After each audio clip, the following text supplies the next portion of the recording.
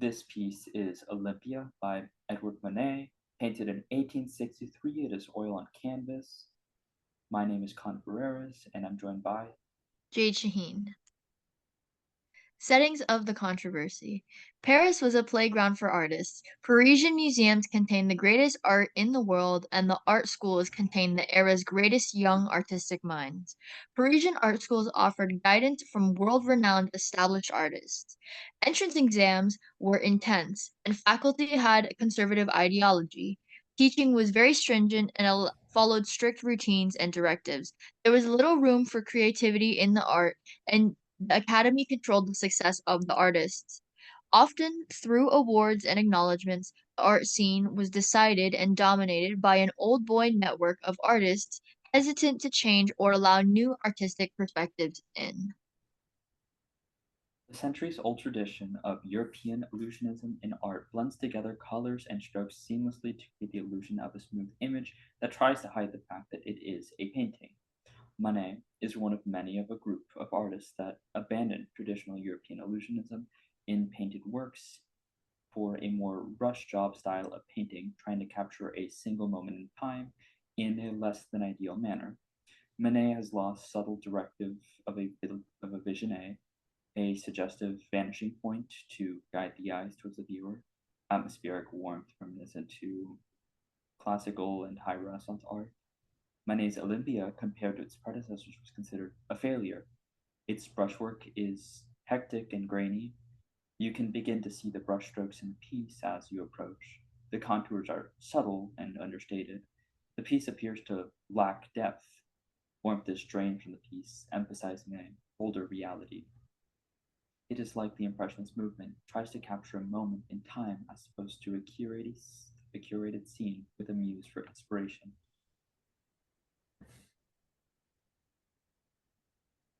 Beauty was more than currency in Paris. It was everything. It was the only thing. The contemporary Paris. Paris was a bustling city, often considered the center of the world at the time, certainly the center of art. This result of the conditions creates a city of mass social mobility. The upper class of the city is no longer exclusive to nobility, now dominated by bureaucrats and businessmen, has increased in size drastically. The bourgeois class had been born from these same flourishing conditions. The new wealth now created an even greater demand for both painting and portraiture, enabling a flourishing new art scene.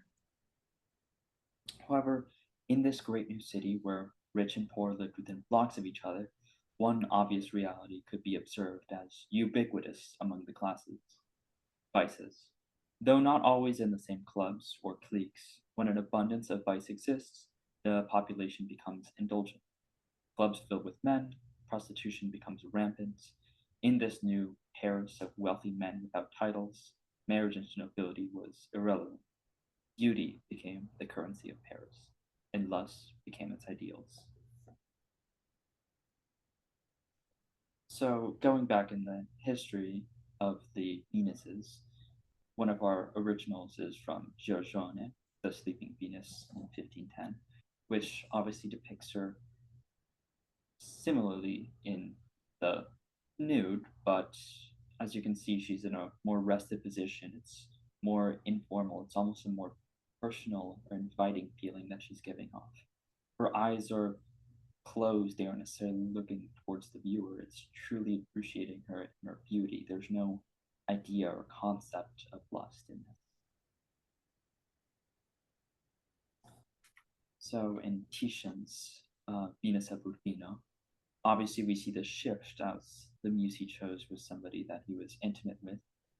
She observes him with this gaze that is obviously a little bit playful. It's more suggestive than the prior Venus, but in a lot of ways, it's still considered to be in the nude. She's still considered to be a heavenly figure.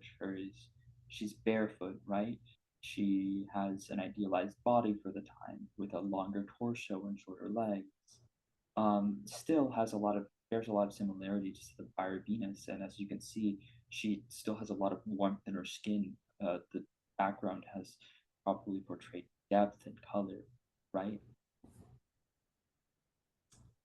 In Francisco de Goya's, this is obviously a significantly more suggestive Venus than even the last. Or we're still playing with these same ideas of proportions and beauty. She's dressed completely in nude.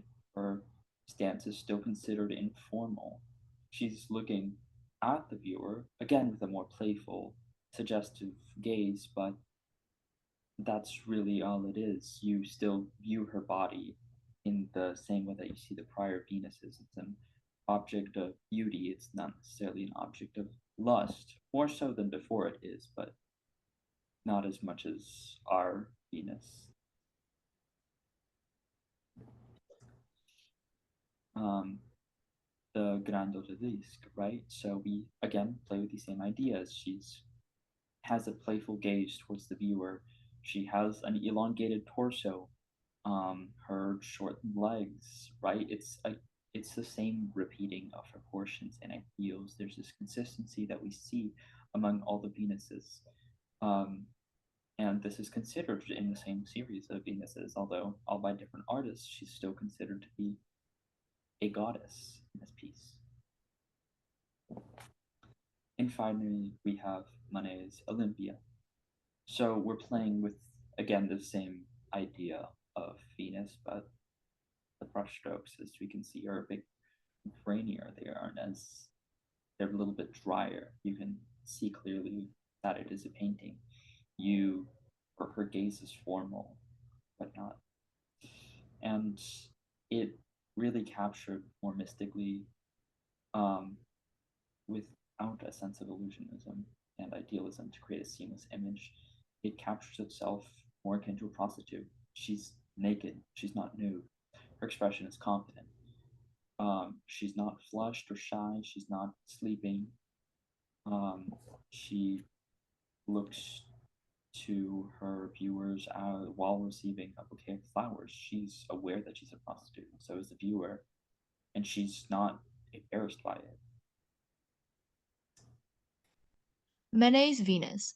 Unlike the prior Venuses, which are captured more mystically with a sense of illusionism and idealism to create a seamless image of a goddess in the nude, Olympia captures itself as a subject more akin to a prostitute. Her expression is confident and formal, contrary to a flush-shy face. Um, like previous Venuses looking toward the viewer, having received a bouquet of flowers from a supposed client, her figure was flat and her color was washed. The background was dry, dark, cold, and poorly contrasted. This piece abandoned Venus as an idealized image of a god, capturing its subject in true proportion, dry colors, in truth, and as a prostitute, using a prostitute's name borrowed from a Roman god. The symbolism. Olympia was a common name for prostitutes at the time, and as many prostitutes chose names of goddesses.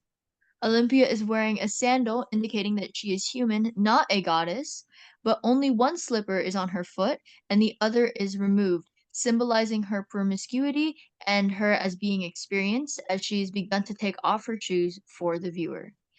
The orchid in her hair represents love and fertility, while also being known as an aphrodisiac that is meant to excite. The cat at Olympia's feet represents her and how the outside world will view her as a heartless and cruel person for her impersonal work.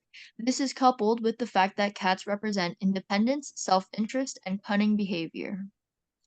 Olympia lies on a shawl that can be associated with prostitution, as a client might have gifted her with such. Additionally, it goes against traditional ideas of purity and modesty, since she is rejecting such ideas by laying atop of it instead of covering herself with. Shawls were also related to Jewish prayer talents, which Olympia counters since hers is elaborate and is not being used in a sacred context. Olympia is wearing pearl earrings, which is quite ironic as they could represent purity and innocence. This could reference the birth of Venus and Venus emerging from the oyster. They could also be a sign of wealth, as Olympia was well loved by her clients, receiving numerous lavish gifts. Her choker was a common fashion accessory during the time and later became associated with prostitution. The servant bringing her flowers to Olympia furthers the idea that she was that she had dedicated admirers. Rather than go to cover Olympia like in Titian's Venus, this servant supports her without obvious judgment. And it's also important to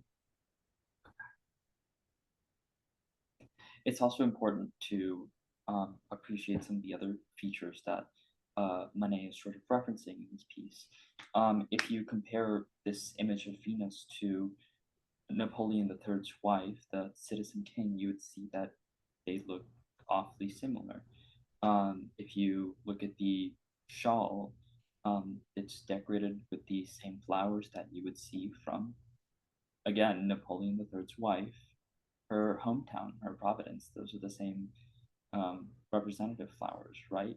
So it bears a significant resemblance and provides another layer of political commentary to the contemporary culture of the time, not only criticizing the culture but criticizing the leader himself, right? Through his wife, through portraying his wife as a prostitute, as there was known infidelity within the high court. The factors that describe the subject as naked rather than nude are rather subtle, but more often based on intention. One who is in the nude reveals himself as an object of beauty, without any clothing or ornaments to create any physical noise in the appreciation of the form and the form alone, often as a goddess, idealized. Think of Sleeping Venus. One who is naked reveals himself with intent of being sexual, of being risque.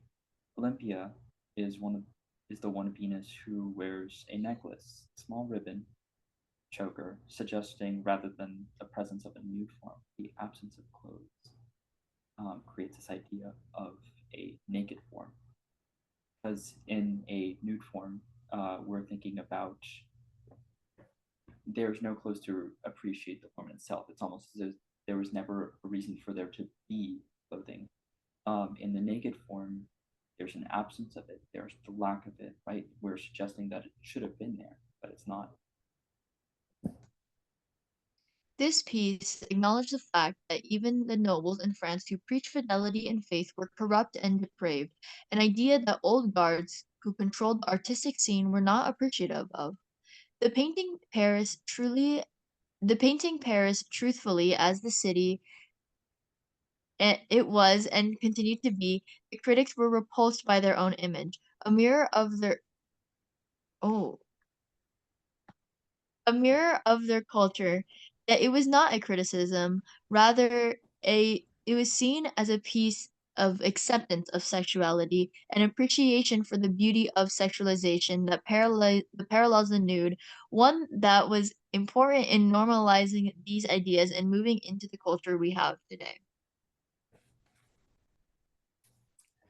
Manet's Olympia is Victorine Mirand, inspired by a musician performing at a cafe who had turned down his request to paint in the nude. He eventually encountered Miss Mirand, who became the muse of his piece. Atelier was opened in response to the rigidity of the Academy's artistic perspective, seeking to branch out to aspiring and promising young artistic minds, hopefully to encourage and change the evolution of the Parisian art scene, especially from the Impressionists who felt their art was singled out by the old guard artistic elite, which often directed public criticism and attitudes.